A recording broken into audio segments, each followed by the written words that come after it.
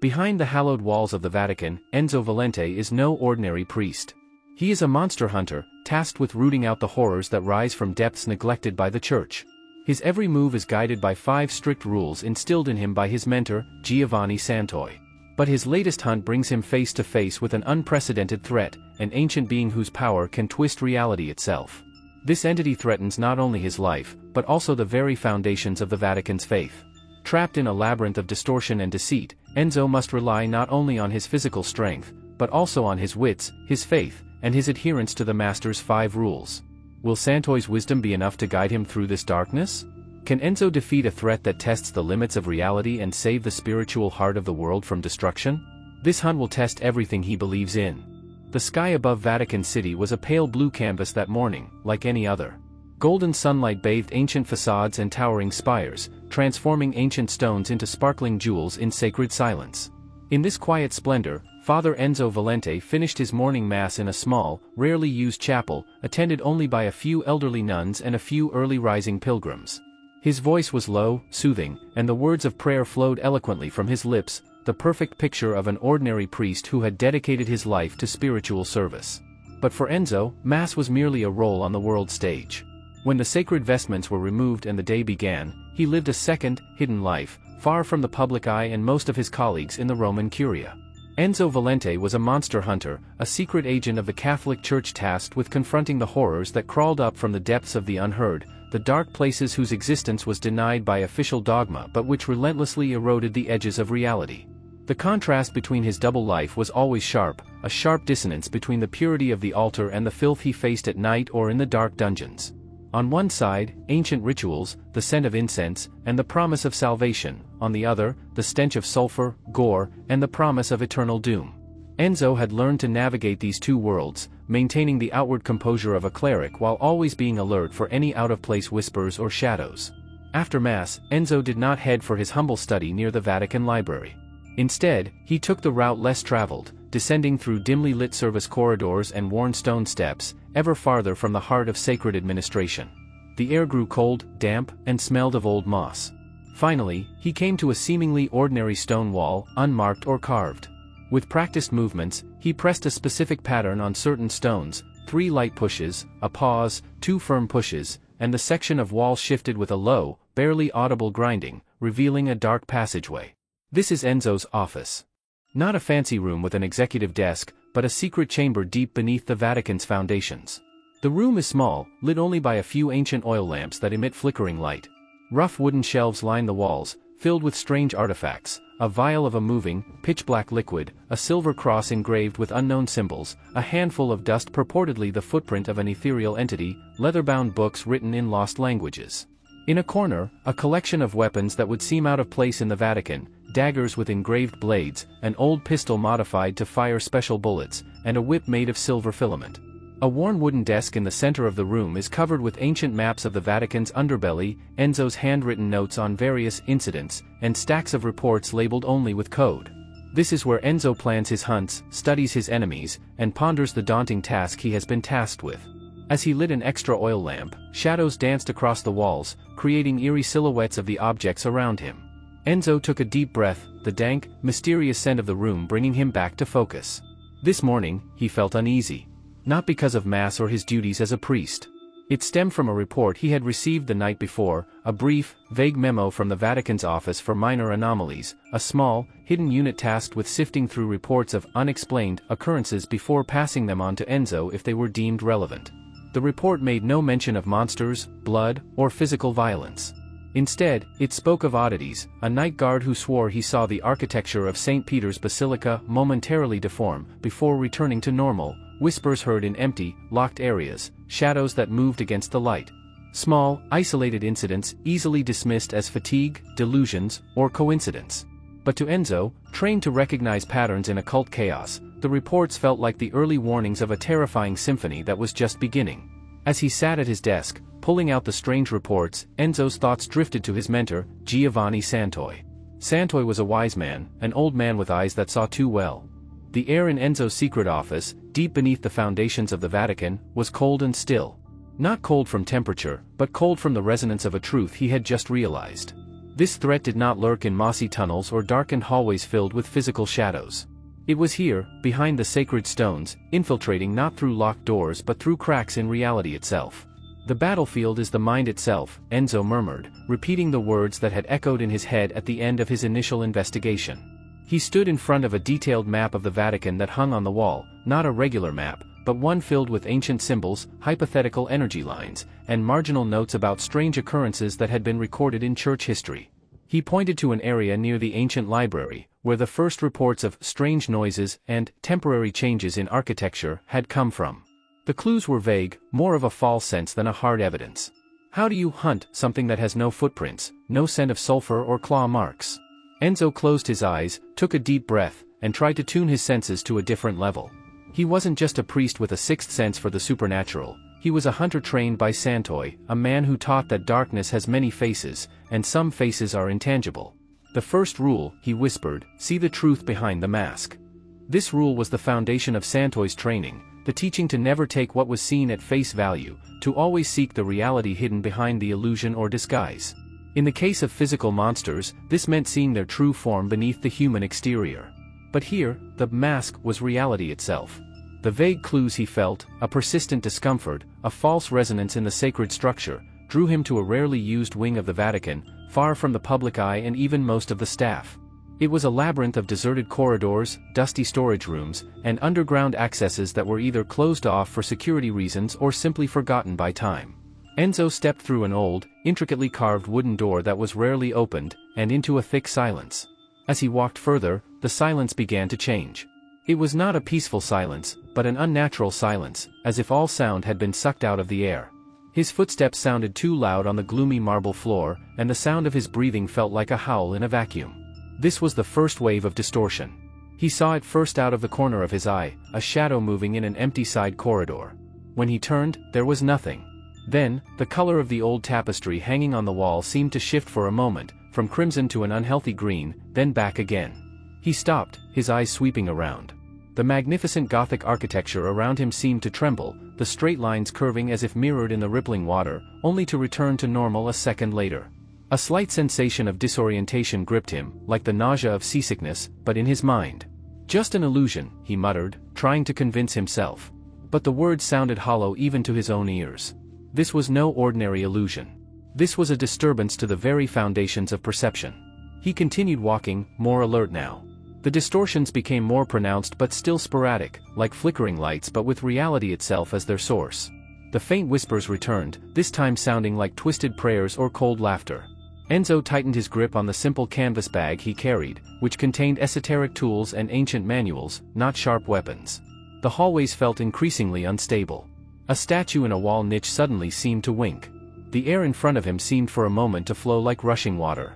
Enzo had to rely on his keen sense of space and direction, ignoring what his eyes were telling him, to stay on course. This was his first encounter with the creature effect. He reached an area that might have once been a reading room or archive, marked by empty shelves and dust-covered desks. This was where the distortions were concentrated. The air felt thick, and the room itself seemed to breathe. The ceiling seemed to curve downward on one side, while the floor seemed to slope despite being visually flat. The empty bookshelves seemed to rotate at a slow speed in the corner of his vision. This was not a physical trap, but an illusion trap that brutally tested his perception. How could it be? The air in the dimly lit subterranean corridors felt heavy, not with the dampness of catacombs or the dust of old archives, but with an inexplicable weight, like the shifting pressures of the atmosphere. The whispers Enzo had heard in Chapter 2 were no longer faint sounds from afar, but hisses that crept at the edges of his hearing, sometimes forming words, sometimes just a disturbing noise. The first steps after realizing the scale of the threat had taken him deeper into the bowels of the Vatican, into areas rarely, if ever, used. Ancient doors that were usually tightly shut now stood ajar, inviting with an unfamiliar darkness. The solid stone architecture seemed to pulse faintly in the corners of Enzo's eyes, straight lines curving slightly before returning to normal, making his head spin. This was the second wave he had expected, not a physical attack, but an assault on the very foundations of reality itself, targeting the mind, gnawing at truth. And this wave, Enzo soon realized, was targeting him personally. The distortion began subtly but maliciously. As he passed a statue of a revered saint, Enzo swore he saw the statue's eyes move, its gaze judging. His own footsteps sounded double, as if someone else was following close behind. The scent of holy incense turned into something putrid, like rotting flesh, only for a moment before returning to normal. Little things that sowed the seeds of doubt. Then, the distortions became bolder, more personal. Enzo caught a glimpse of a figure at the end of the corridor, a monk, his robes familiar. When he called out, the figure turned. It was Father Luca, his trusted companion. But Father Luca's face was twisted into a grimace that was not his own, his eyes were blank, and when he opened his mouth, it was not Father Luca's voice that came out, but a low, inhuman growl. The figure wavered, flickering like an image on a television with a faulty signal, before disappearing completely, leaving Enzo gasping for breath in the empty corridor. His heart pounded. "It's not real," he whispered to himself. Asterisk illusion. Distortion, asterisk. He tried to hold on to Giovanni Santoi's rule. Rule 2, see the truth behind the mask. Santoi taught that supernatural entities often hide behind illusions, using disguises. To see the truth, one must focus on the core of being, not on its outward appearance. Enzo closed his eyes for a moment, trying to calm his mind, visualizing the real structure of the Vatican, the solidity of his faith. When he opened them, the corridors were normal again, the statues were just statues, and the sound of his footsteps was only one. He breathed a sigh of relief. It worked, the rule had worked. But the creature was learning fast. The next attack would no longer come from outside, but from within. Distortions began to infect his memories. As he walked, a memory flashed, Santoi, sitting in his rickety chair in the secret room, teaching. Santoi, his robes shabby and his eyes full of ancient wisdom, was explaining the second rule. Every creature that hides behind illusions uses lies as a shield, he said, his voice calm but resonant. The mask often takes on a familiar, reassuring, or frightening form, to catch you off guard or frighten you. Santoi picked up a small artifact from the table, a rough-looking wooden statue. If you look at this statue in the dark, it may seem like something else. But touch it. Feel the wood beneath your fingers. That is the physical truth. He smiled faintly. But the most dangerous illusions don't just deceive the eye. They deceive the mind. They use what's inside you against you. Your doubts, your fears, your regrets. They build a mask of yourself. Young Enzo listened, finding the teaching profound yet somewhat abstract. So how do we see the truth behind the mask if it's made of ourselves, mentor? Santoi took a deep breath. That's the hardest battle, Enzo. It requires an unshakable anchor. Something inside you that cannot be turned, no matter how chaotic the world around you becomes. Something stronger than any doubt. He stared at Enzo intently. Find that anchor. Hold on to it. It will guide you when everything else falters. Santoi's words echoed in Enzo's head, but they felt hollow now. An unshakable anchor? How could there be an anchor when the world around him, even his own mind, was being turned upside down? The mask he had just seen was Father Luca's distorted face. Did that mean Santoi was suggesting that Luca was an illusion or part of that being? Doubt crept into his mind. The air around Enzo felt like shattered glass. Not shattered into sharp shards, but shattered into thousands, millions of overlapping reflections, each slightly different from the next, each screaming the lie of reality. The ceiling of St. Peter's Cathedral that should have towered above him now twisted and throbbed like diseased flesh, its carvings transformed into horrifying faces that whispered incessantly. The floor was unstable, sometimes feeling like murky shallow water, sometimes like splinters of bone, sometimes just a gaping black void. Enzo knelt, clutching the crucifix around his neck, which felt cold and heavy, yet strangely alien, as if its material had been transformed into something unholy. This was the crisis point. This intangible entity, this creature of distortion, had dragged him fully into its realm, a nightmare woven with the reality he knew, yet twisted with a horrifying evil. It did not attack with claws or teeth, it attacked with doubt and despair, using the distorted environment as a canvas for the darkest manifestations of Enzo's fears and uncertainties. The faces that crowded the walls now took on the shapes of people he knew, the chief cardinal who stared at him with a judgmental sneer, saying, "You think you're holy? You're just a murderer in a robe." Fellow priests who laughed, pointing, "Look at his monster hunter. Trapped by illusions like a child." And most painfully, the shadow of Giovanni Santoi appeared in the distance, his back to Enzo, slowly walking away, his whisper carried on the illusory wind, "I thought you were strong, Enzo. I was wrong. The rules turned out to be too much for you." "No." Enzo gasped, his voice weak amidst the cacophony of whispers and distorted laughter. He tried to stand, tried to apply Santoi's rule, hold firmly to the anchor of reality. But reality? Which one? The one before him was a hideous imitation. He closed his eyes, trying to find an anchor within himself. His faith? His faith? Faith. Santoi's illusory laughter echoed, louder and crueler now. Faith in what? In blind dogma? In institutions that hide so much corruption? Do you hunt monsters to serve God or to serve those who sit on their comfortable thrones, sending you to the depths? Enzo opened his eyes.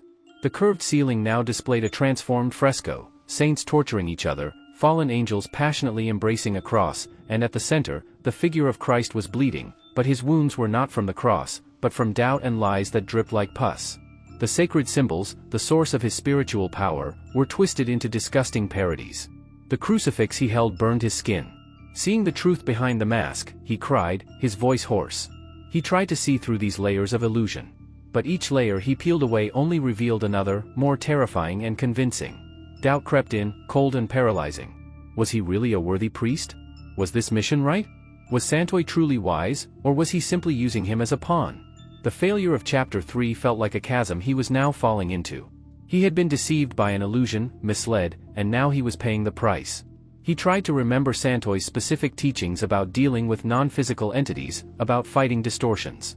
There was something about focus, but the whispers were so powerful, so personal. They knew where his deepest weaknesses lay, where he harbored doubts about his past, about his worthiness in the eyes of God and the Church. He felt himself sinking. The world around him now felt like a swamp pulling him under. The whispers turned into shrill howls of pleasure as he struggled. Santoi's rules felt like a brittle stick snapping in his hands. He had been taught how to hunt, how to fight, but how to fight something that was a lie itself. Something that took the form of your worst fears? Despair set in. He was exhausted, mentally and spiritually drained. He wasn't just cornered, he was integrated into this nightmare. He was just another reflection in a fractured labyrinth. He couldn't run, couldn't fight. Maybe Santoi was right. Maybe he wasn't strong enough. Maybe this was the end. His head drooped. The whispers died down a little, replaced by the creature's triumphant hum, the resonance of lies seeping into his soul. He closed his eyes, waiting for total destruction, waiting to dissolve into this chaos. Flash of enlightenment, turning point. As he surrendered to the darkness, something happened. Not an external sound, but Jed. Reality around Enzo Valente was still cracking, twisted into a nightmare landscape created by the presence of that unearthly entity. The walls around him pulsed softly, colors twisted and shifted on their own accord, and evil whispers still crept just at the edge of his hearing. But the stark difference was in Enzo himself. The crippling doubt, the terror that had nearly made him give up in Chapter 4, had faded, replaced by a cool calm and a burning determination. He had found his anchor, not in a physical object or a rigid teaching, but in the core of his own spiritual beliefs, in the deep understanding that truth did exist, no matter how horrific the lies that covered it. And with that anchor, he now saw a pattern beneath the chaos. The cracks weren't just random, they led somewhere. Cautiously, Enzo took his first step. The floor in front of him curved upward as if to swallow him, the marble tiles turning into a mass of writhing flesh that momentarily receded, then returned to normal. Once, this sight would have made him shudder, doubting his sanity. Now, he simply nodded to himself. This was the creature's way of attacking, by disrupting perception, by making everything feel wrong. But his anchor whispered to him, this isn't real. He took a deep breath, exhaled slowly. In his mind, he visualized a Santoi rule, no longer a dogma, but a life principle that had been tested in the fires of his doubts. The rule of seeing the truth behind the mask. Previously, he had tried to apply this to visual illusions. Now, he applied it to the structure of illusion itself. The creature created a mask of distortion to hide something. His job was to see through the mask to its source. His path took Enzo through once familiar yet now unfamiliar hallways. Statues of saints wept blood or pointed at him with clawed fingers. Windows reflected scenes that didn't exist, bottomless chasms, burning skies, or versions of himself screaming in agony.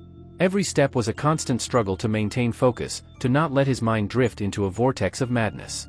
The creature didn't stay still. It sensed the change in Enzo, his newfound resistance. The whispers became more urgent, more personal. They spoke to his deepest fears. Are you really worthy of wearing that robe?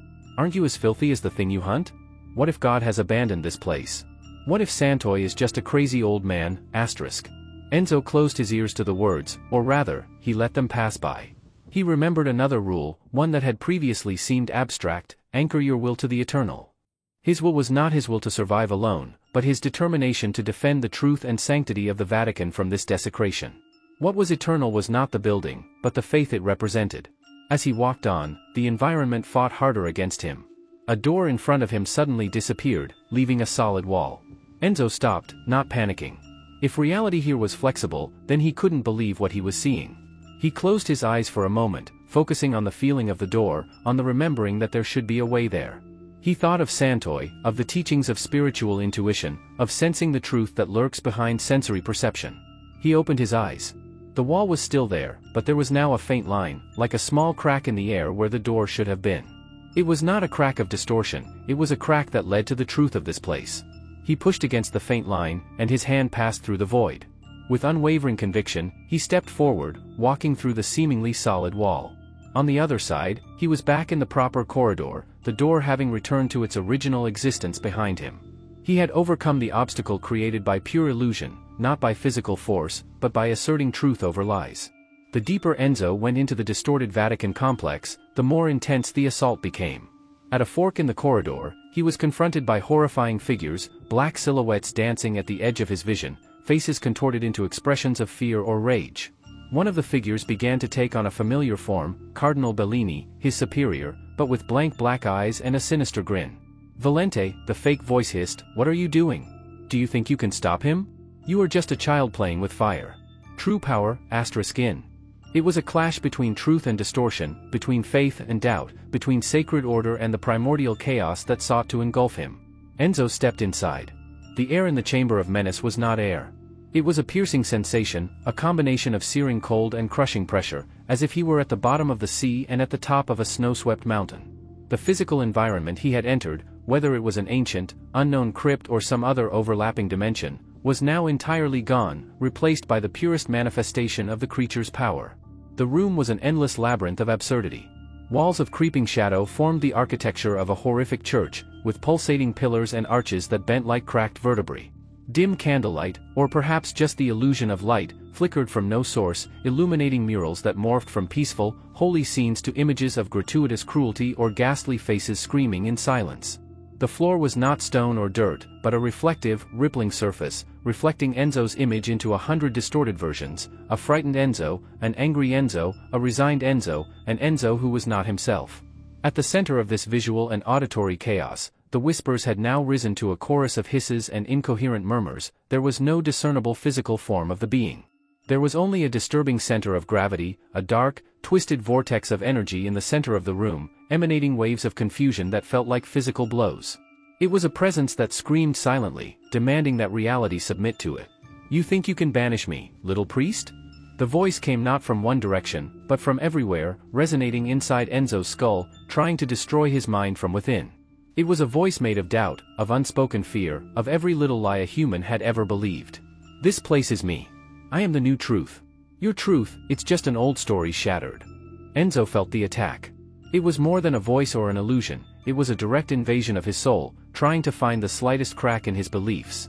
Horrifying images flashed through his mind, Santoi's face twisted into a devilish grin, the Vatican crumbling into a pile of dust under the taunts of a cosmic entity, every miracle in history revealed as a cruel hoax. This is it, Enzo thought. The breaking point. He stood tall in the midst of the storm of distortion. His feet might have felt unsteady on the rippling surface, but his will was firm. He took a deep breath, though the air felt like it was eating ash. He did not respond with words. He responded with being. He remembered Santoi's teachings. First rule, seeing the truth behind the mask. This room was the greatest mask he had ever seen, a total illusion. He did not try to destroy it with physical force. He tried to see through it. Enzo closed his eyes for a moment, pulling himself away from the visual assault, and focused on the feel of the place, its true energy. He felt the cold ground beneath the ripples of illusion, felt the ancient structure that really existed beneath the nightmarish facade. He opened his eyes again, and though the illusion still screamed around him, he could now see the lines of reality beneath them, like a picture hidden behind a painting. Rule 2. Hold firm to the anchor of reality. His anchor was not the outside world or other people. It was his faith. Not just in dogma, but in the essence of goodness, love, and order that the sacred teachings represented. He held the small cross around his neck, not as a talisman, but as a symbol of unshakable truth. He let the cold steel of the cross remind him of matter, of something real amidst the chaos. "Your anchor is weak," the voice hissed, and the cross in his hand burned hot, pulsing with negative energy that tried to twist it into rusty iron or a symbol of mockery. Enzo clenched his teeth. "You believe only stories. Stories told by weakness to other weakness. Rule 3, know thy enemy. This creature feeds on doubt. It grows strong by destroying belief. Its weapons are confusion and despair. It cannot destroy the truth, it can only drown it in a sea of lies. Its weakness? Its inability to truly become the truth, its inability to hold the pure, original light. Enzo took another breath, deeper this time. He felt spiritual energy pulsing through him.